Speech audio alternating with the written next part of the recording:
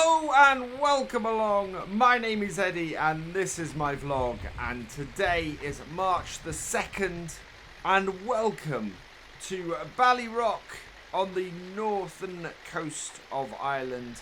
Yeah, a lot has changed since I last did one of these vlogs, since we were at Scatterbrook Farm in Shamrock Valley. We've actually sold up Scatterbrook Farm. We've sold the farm off.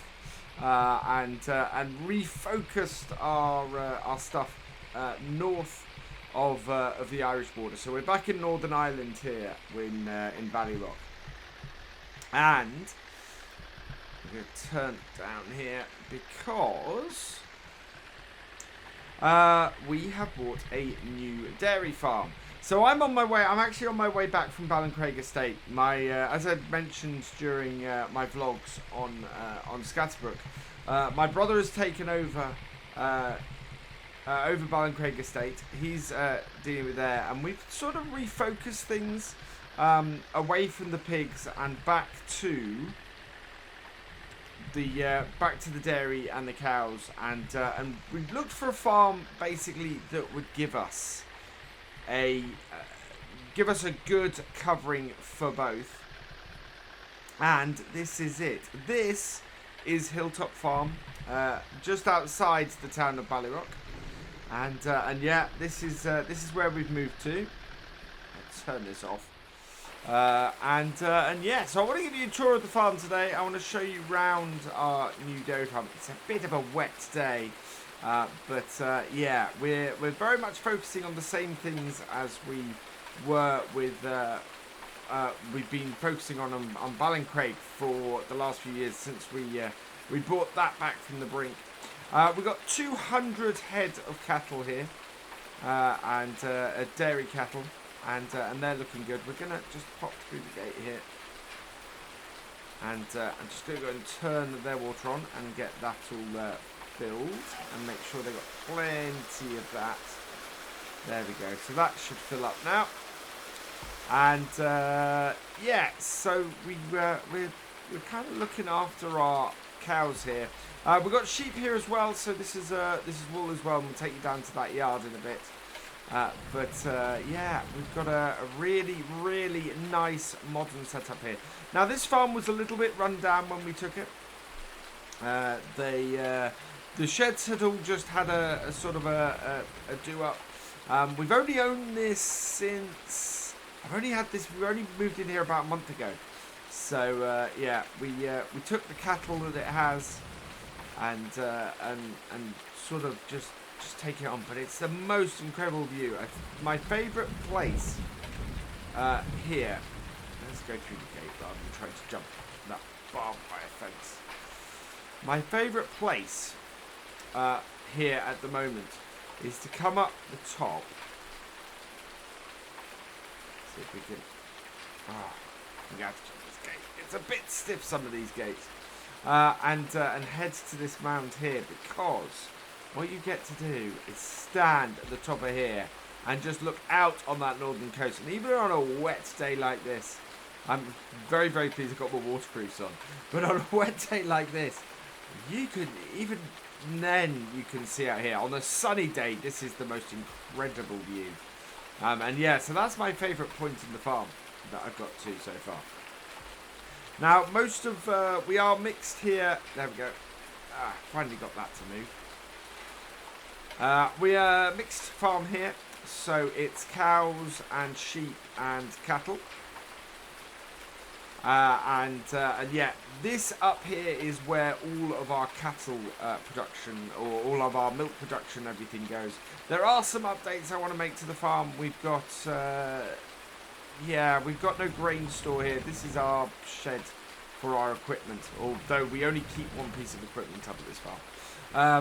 There's some improvements I want to make. We've got, this basically is our grain store, this building here. But as you'll see in a minute, it's not particularly good. It's very old-fashioned. Everything goes on the floor. We're using it to store a few bits of a few bales and things that we've brought in. because obviously having only moved in a month ago and having to deal with 200 head of cattle, we need something to feed them with. But yeah, this is where the grain and crops have been stored historically. We might continue to tip them in here this year, but it's in all honesty, I want to get something in that will be a proper grain store, proper drying. We've got plenty of equipment here to deal with. So this is for doing our. This is for the straw. We're going to be using this in a bit once I've shown you around. We've got forks, pellet forks, and a bale fork as well. And this is our telehandler we got on the farm. This is the New Holland TH 742 Elite. And it's quite a nice telehandler we've got here. The local ag dealer is a New Holland one, so we've got a lot of. Well, I say we've got a lot of New Holland equipment on here. You'll see that actually, New Holland equipment is not what it is. We do have a new tractor on order. I'm expecting to get that in the next few weeks, along with a seeder. We've got. Some of the fields are already seeded with some crop when we took them over, but for the majority, yeah, you can see that we've still got work to do. We'll probably, if we get the chance today, I'm going to get out on the plough, but what I want to do is show you guys around first, really, and I can get on the plough later. Yeah, basically we need new seeder for the farm. The old seeder had it. And was just about the oldest bit on the farm, so we got rid of that. I just realised I have missed my turning. Still getting used to things down here, and the turning to the lower farm sneaks up on me every single time.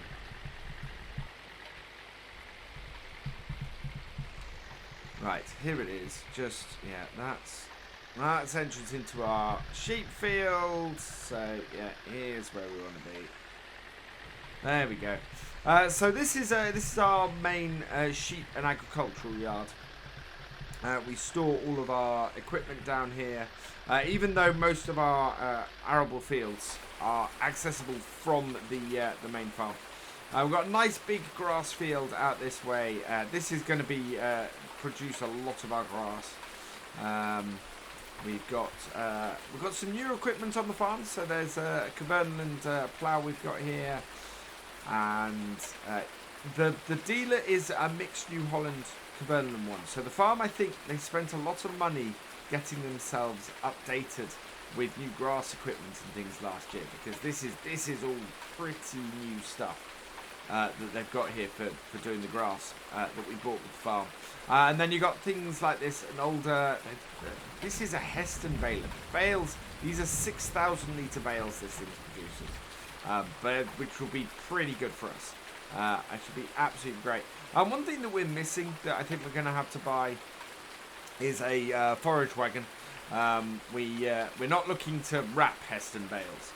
So our two silage clamps up the top, we'll use one of those for clover, which we have on the farm, and one of them for grass silage, and that should sort our cows and our sheep, both of those.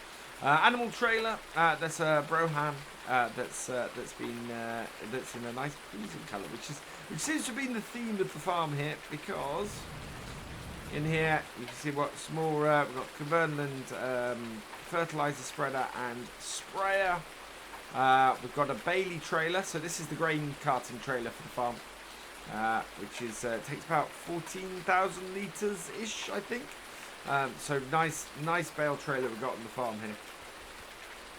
And then over this way, this here is the big shed, and this, apart from storing some bits for here, this is our combine. So again, it's a New Holland, but you can begin to see from what this New Holland is, what the dealership used to be up here, because that is a Fiat Agri combine in New Holland colours, and in fact you can see the Italian markings on it in a couple of places.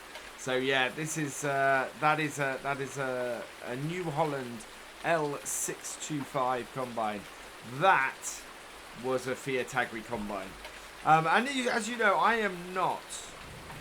I'm not alien to having Fiat Agri equipment. But this is the most I think I've ever had. So yeah, we've got this is our New Holland. Well, it's New Holland Fiat Agri 180/55 tracked tractor. This is for ploughing. So this is our well, mainly for ploughing that we use this. But yeah, it does do other things. It can get a little bit muddy around here, hence the tracked tractor that we've got. About 180 horsepower on that. That's good. Good little tractor. This is the oldest tractor on the farm. This is a Fiat Agri 110/90. We had one of these on Scatterbrook, and this is not my one from Scatterbrook. This is one that came with the farm, but we are very, very used to one of these, and yeah, cracking. In fact, no, I think our one on Scatterbrook might have been a 180/90. So yeah, this is its little brother. No front loader on it, which would be useful. I'm looking as to whether that's a possibility, whether there's something I can do to get a front loader on this. If not, we might see if there's something we can put to the 3-point at the back. But it'd be rather useful to be able to use this down here and not have to keep bringing our telehandler down this way. And then finally, we got this. This is a New Holland G190. This is from the period when New Holland and Fiat were sort of, yeah, sharing their, well, same sort of period as this. Little bit later than that one.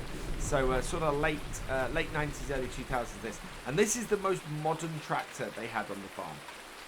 So yeah, again, this one's got a few hours on it, but is a cracking tractor. So should do us well. And that's basically the equipment and everything that we've got with the farm. It's got some holes, but it should do us well for the most part. Should get us going. As I said, we need a seeder. I think we need a bigger tractor. We're looking to, well, as I said, we've got a tractor on order. A 200, I think it's 240, possibly 260 horsepower tractor. That should fit in here well. I searched high and low for something that would fit in with this farm. And we have got something that is pretty cool, that will work well here. But yeah, we do need to get our something that's a little bit more. We need something down that farm actually that's a little bit more versatile than our 110 is. It's a cracking old tractor to have around here, but I need to find a use for it. Beyond, well, it does a lot of the grass work, you know, it'll tear and it'll do things like that. So it does a lot of, we'll use it for a lot of that thing. I'm going to park up at the house, actually. Now, of course, we've got boxes everywhere still from having moved in. It's a much nicer house than the one we had over at Scatterbrook. It's, yeah, absolutely gorgeous. Not much of a garden, but then, you know, we're fitting into the yard as much as we can. But yeah, there we go. So let's head down here, and I want to go and get my So let's start her up, and we're going to go feed our cows a bit, make sure that they are all good and kept going nicely.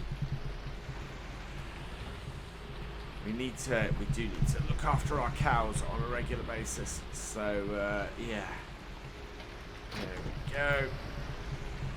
Because otherwise we don't get the milk, and that's the thing. We being a dairy farm, it's very, very important for us. So we've got a little bit more detailed feeding program than we've had historically here. We have hay, we have clover silage, and we have grass silage. We also, of course, have the grass that we feed them on a regular basis. To make sure that my feeding in the right place. I think it's down here. But yeah, this works very, very nicely. And we tend not to use a mixing wagon. We tend to mix it individually. I find that it works a little bit better than that. We can do stuff a little bit differently, but for the most part, it makes more sense. No. Let's filter through here, actually. Let's open this one up.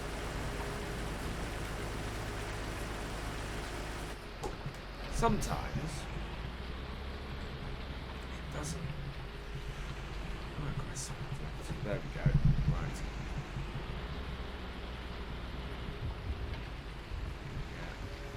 Right, fed through here. There we go. Feed is in. So that is a bale of hay. Go give them a bale of silage and a bale of clover silage as well. But yeah, I think we're gonna have to. We're gonna be storing certainly for now the perishable bales we've got in here.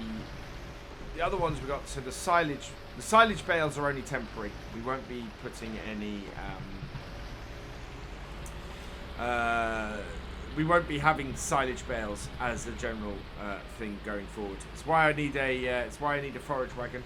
I don't want to get a forage harvester. Those things are really expensive, and we're not looking to do maize up here because I found, well, as you guys have seen many times before with me doing maize, it doesn't work out as planned. Really, really doesn't, and we end up with problems with trying to get it all done. So, yeah. On here, we are going to be, on this farm, we are very much going to be doing silage clamps and clover. We've got a large field of clover, large field of grass. You've seen the large field of grass we've got. And yeah, we are going to be doing that in order to feed our cows. Right, and then got this one off as well. And that will be our cows nicely fed. And we do have a bucket. The bucket is round the far side for when we want to clean out. Although I'm looking at possibly getting a specialist piece of cleaning equipment to do the cleaning out. Oh, no, I do need that. I need to get a bale into position. Pick that up. And get one of these pulled. So let's pick a bale off the top here. And if I can maneuver it round, should be able to do is scoop it up with the front thing for blowing out the straw. Our straw shredder. Now this one's from a French company. It's a Robert. I think. Well, I would call it a Robert, but yeah, I would guess coming from being a French one, it won't be that. Right, there we go. And it is longer than I think it is. And we just along here and down and scoop up the bale, I think. So let's back this out of here and go and see if we can give the cows some straw. Open up the gate and come in from the other end because we need to blow it from the other side. So because our thing is or our spout crosses here and we put it in this back shed. So we'll take this round, open it up. Yeah, there we go.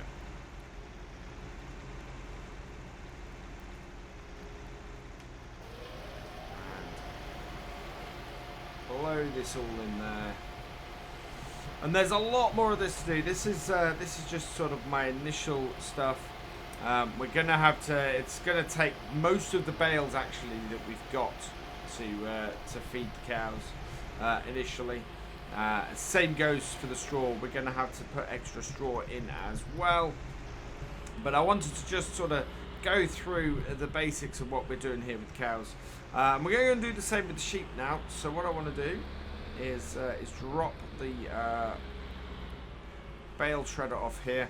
As I said, I'm going to come back and I'm going to give the cows the rest of this feed soon. Hopefully we're going to get cutting some of our some grass for silage and things soon. But I think we're going to have to. I think we're going to get through most of the spring by buying in bales. So I think it's going to be a fair amount of purchase for the setup. But we're all good otherwise. We you know, we should be able to get all of our crops in. We should be able to get everything running and be up and good by the time the summer hits, and have I want a first thing of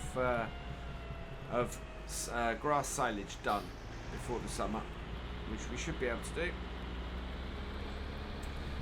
And the only downside we've got is that obviously we've got a little bit of a disconnected thing with the yards. But I'm not too worried about that. It's not the first time that we've had it's not the first time that I've had to tackle that. It makes sense for us to have this all down here away from the cattle yard and everything, so it's all good. Now what I want to do is get the water turned on for the sheep, and I do like this system we've got down here with the water, and up on the and up at the main farm. It's really good for us. It allows us to not have to lug water trailers about everywhere, and it's got a stopcock that will automatically stop what it's doing. I have gone into the wrong shed already, so let's back this up. And in this shed here, we have got bales that we need. So in here we've got hay. This is grass silage. I'm actually going to give them 2 because I think they'll take 2. There we go. And this is where careful manoeuvring one of these comes in. It's the first time we've had a farm that's had a telehandler. We've always relied on front loaders previously.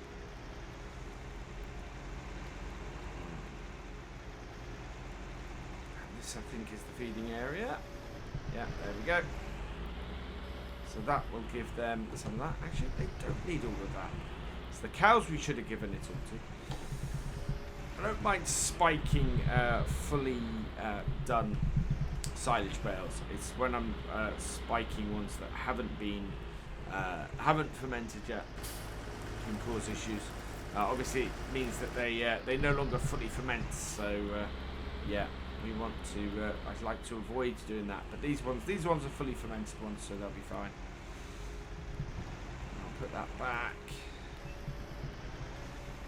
And we've got a box of carrots here as well. Helps the sheep too. So we're only going to take one thing of hay, like so.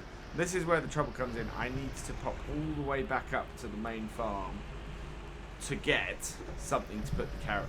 You know, to be able to get a bucket for carrots. Or actually, we're just going to get the pallet fork and come and scoop some of the carrots out into the feed trough for the sheep, because they will do well for that. I'm currently looking at seeing if I can set up a summer grazing field for the sheep. It'd be good to move them between. We've got a couple of hundred. No, we've got 100 sheep. So we've got 100 sheep on the farm. We've got 50. So we've got 200 cattle, 100 sheep on here. So it's a good range of animals that we've got. There we go. And that is the sheep nicely done and dusted. Well, we're going to go get the. I need to go and get the pallet forks. If I can get a rear set of pallet forks on here, I think we'll see if we can get that. See if we can get that for the farm. So as I said, there's several things that we do need to go and purchase for the farm that are just going to be useful. And it might be useful just having another set of tools for this down here as well. So I'm going to be toying around with ideas. Yeah, we have two separate yards, or separated yards on Ballyrock. After we'd done the upgrades for the grain store and bought that second yard and got that all sorted. So I'm looking running two separate areas like that is normal for me. The difference we've got is that we had the cows and the sheep all up at the same yard on the other one. This time, what we're looking at is our cows and our sheep are very much separated. So we might need a second set of tools and a second setup down there. In fact, I don't think we need the pallet forks up here. I think we can probably leave the pallet forks down there. We're only dealing with bales and stuff like that here. So yeah, let's grab the pallet forks and we can leave those down with the other shed because we're going to be doing things like seeds and bits like that. What we need, I think what we might need down with our sheep is going to be a hay store or a hay barn. So I'm going to look at that and see what we can do because you know we want to store a whole load of hay down here, and even if it's it will be useful for us to do that and get that down here. I am, having seen how much hay our sheep have just taken, I'm very, very much thinking that that we might want some smaller bales as well. So let's not hit that. This was fun to get in here. Right, get that on, and that's all good. So let's get these carrots out.